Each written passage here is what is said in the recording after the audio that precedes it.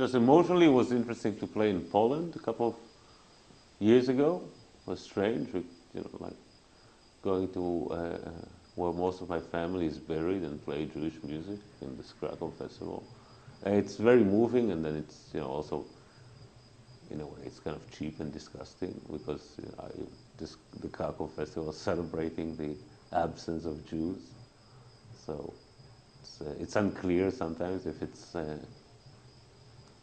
I mean, everybody misses the Jewish community of Poland, and it's strange. It's strange. Like 15,000. We played the ending concert.